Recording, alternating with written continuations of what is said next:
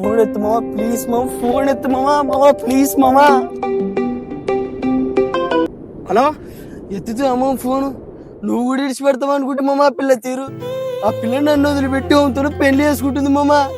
ఏటికి ఏమమ్మ నాకు తెలియదు, నాకేమో ఎట్ట అనిపిస్తుంది మామ. ఊపిరి తీసుకుని కూడా శాత అవుతలేమో, నన్ను చచ్చిపోతాను మామ.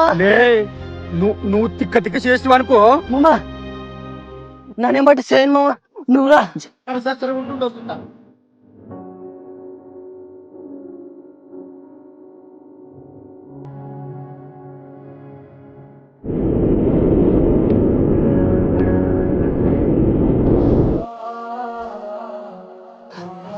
బతకాలని లేదు మామ, నేను చచ్చిపోతాను మామ. సరళ అయితే పట్టు, దీనిలో విషయం కలిపిన తాగి చచ్చిపో. ఇది విషయం కాదు, కూల్ డ్రింక్ ఇది. సరళ అయితే బతుకు లే, తిక్క ఫుకనాయలా మీ అమ్మ అయితే బతికే ఉంది కదా, ఆమె గురించి ఆలోచించు. లే అవులాగా అమ్మాయి కోసం చచ్చిపోతావు కానీ అమ్మ నాన్న కోసం బతకవా?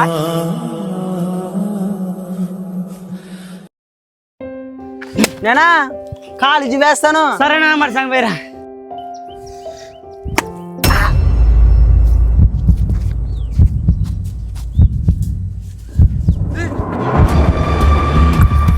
లేచరా రాలే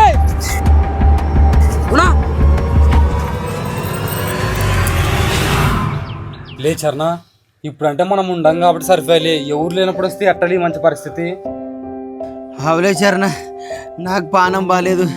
కాలేజీ పోతే జాబ్ వస్తుందా గీబ్ వస్తుందా, యాదో ఉన్నాకర చూసుకుంటే ముద్ద పువ్వు తిని పొద్దుపోదాం.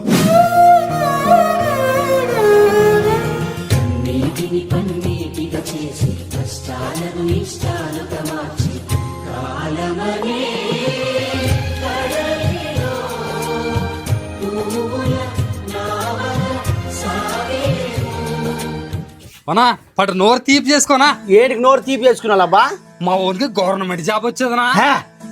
మా గొర్ర మీ వాడు ఈ నా కొడుకున్నాడు గబ్బు నా కొడుకు.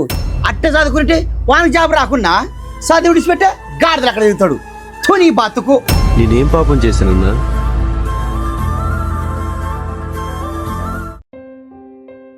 చిన్నవాడా ఏమేమన్నా పెళ్లి శుభ్ల వేసి అదే నన్ను ఏమొద్దంటి కట్నం మీరే మీరంట మరా.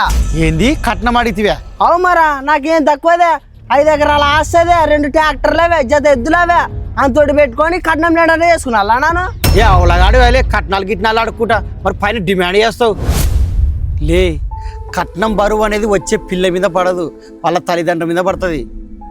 వాళ్ళు అప్పో సొప్పో చేసి నీకు కట్నం ఇస్తారు, కానీ వాళ్ళకి నెత్తి మీద జీవితాంతం బండ మోసుకున్నట్టు ఉంటుంది తెలుసా.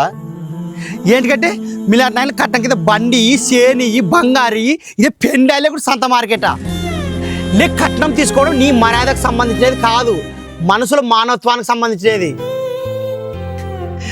ఏంటికంటే ఆమె డబ్బుతో రాదు, ప్రేమ మర్యాదతో వస్తుంది, నీ ఇంటి పేరు నిలబెడుతుంది. మనం అందరం కలిసి కట్నాలు ఆపేతాం. ఏంటికంటే ఎన్నో మధ్య తరగతి కుటుంబాల ఆడపిల్ల పెళ్ళిళ్ళు భారం కాకుండా ఉంటాయి.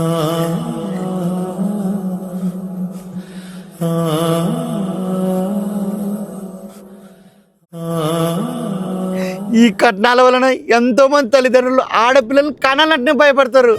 నువ్వు చెప్పినది కూడా కరెక్టే మామ. నాకు కట్నం తీసుకున్నట్టుంటే నాలో ఏదో లోపం ఉంది అనుకుంటున్నా మామ ఈ సమాజము. అది ఇడిచిపెట్టు, వచ్చే కోడలు కట్నం తీసుకురాకుండా ఉంటే వాళ్ళ అత్త మామ ఎన్ని మాట్లాడతారో తెలుసా నీకు. మొగునింట్లో రూపాయింత మర్యాద కూడా ఇయ్యరు.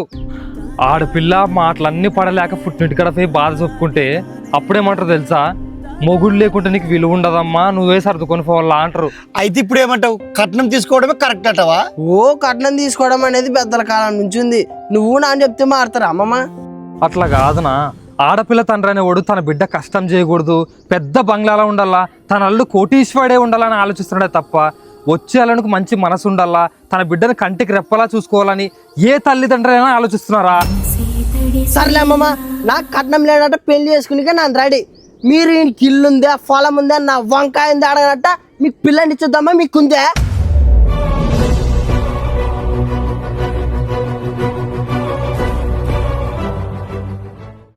నాకేమో పెద్ద వండాయినా తాగుతా తిరుగుతా ఫుల్ ఎంజాయ్ చేస్తా. లే, అది నీ ఊహ మాత్రమే, నువ్వు అనుకున్నట్టు ఏముండదు. ఇడ ఏటుకుండదు, ఏంటికంటే మన బతుకులే అంత ఇప్పుడు మీ తల్లిదండ్రులు మనకు 1 లక్ష రూపాయలు ఉంటే మన బాధల్లా తీరిపోతాయి అనుకుంటుంటారు. అప్పుడు నువ్వేం చేస్తావు? నేను ఇంత పెద్ద ఓనైనా ఏదో పని చేసి మా వాళ్ళకి సాయపడాలా అనుకుంటావు. చిన్నదో పెద్దదో ఏదో ఒకటి రాత్రి పగలు కష్టపడతావు. నెల 2 నెలలు 3 నెలలు ఎంత కష్టపడినా కూడా నీ రోజువారు ఖర్చులకు సరిపోయేంత మాత్రమే వస్తుంటుంది. అప్పుడే నీ మైండ్లోకి ఒక తప్పుడు ఆలోచన వస్తుంది, అదే అప్పు. ఎట్లో ఒకట్లా వాని కాలు పట్టుకొని వీని కాలు పట్టుకొని అప్పు చేస్తావు. ఆ అప్పు కట్టడానికి సంవత్సరం 2 సంవత్సరాలు ఎన్ని సంవత్సరాలు చేసినా వడ్డీ మాత్రమే కట్టగలవు. నువ్వు ఇవన్నీ టెన్షన్ పడలేక ఫ్రెండ్స్ దగ్గరికి పోతే వాళ్ళు ఏమంటారు, రేపు జనవరి 1 కదా, మందాదామా, సిగరెట్ తాదామా, చికెన్ తిందామా, మనిషికి 2000 అంటారు. నువ్వు అప్పటికి ఓకే ఇస్తా డన్ అంటావు. కానీ ఇంటికి ఒంటరిగా నడుచుకుంటూ పోతావు. నీకు ఒకటే ఆలోచన, ఆ 2000 ఉంటే సెల్లుకంతా కట్టొచ్చు కదా, నేనంతా ప్రశాంతంగా ఉండొచ్చు అంటావు. అప్పటికే నీ జీవితం సంక నాకు వేటది. ఒకవైపు ఏమో నువ్వు కన్న కళలు పైకి లాగుతుంటాయి, ఇంకోవైపు నీ కుటుంబ పరిస్థితులు బాధ్యతలు కిందికి లాగుతుంటాయి. నువ్వు కన్న కళలు పైకి లాగపోవచ్చేమో, కానీ నీ కుటుంబ పరిస్థితులు బాధ్యతలు మాత్రం నిన్ను పాతాలకు తొక్కేంత శక్తి ఉంటుంది. ఈ రెండింటి మధ్యనే నీ జీవితం ముగిసిపోతుంది. నాకు చెప్పింది ఇప్పటికైనా అర్థమైంది అనుకుంటా. జై శ్రీరామ్. రామాయణంలో రాముడితో పాటు రావణుడు కూడా ఉంటాడు. జై రావణని ఎందుకన్నారు? నీకేమైనా తిక్కనా? రావణాసుడు ఏం మంచి పని చేసాడని మొక్కుతారు. శ్రీరాముడు మంచి పనులు చేసాడు కాబట్టి దేవుడు అని మొత్తం. రావణాసురుడు మరి ఏం చెడ్డ పని చేసాడు కదా, దసరాకి రావణ సంహారం చేస్తారు. ఏంటికంట మాడతావు? దేవతలాంటి సీతాదేవిని ఎతకపోయి లంకలు పెట్టుకుని లేకున్నా దానికి దహనం చేసి దసరా పండుగ చేసుకుంటున్నాము. ఫస్ట్ రావణాసురుడు దసరా పండుగ కాల్చడం ఆపేయాలరా. ఏంటికి? ఆ రావణాసురుడు సీతాదేవిని లంకకు తీసుకెళ్ళినందుకే దసరాకు చంపుతారు. మరి మన దేశంలో చిన్న చిన్న పిల్లల్ని రేప్ చేసి చంపుతుంటారు. మరి ఆ రావణాసురుడు ఎవరు చంపాలా? ఆ రావణ చంపితే ఏమొస్తుంది? ముందు ఆ రేప్ చేసిన కూడా చంపితే కదా ఇంకొకటి చేయడానికి భయపడేది. నేనేమన్నా తప్పు మాట్లాడానా?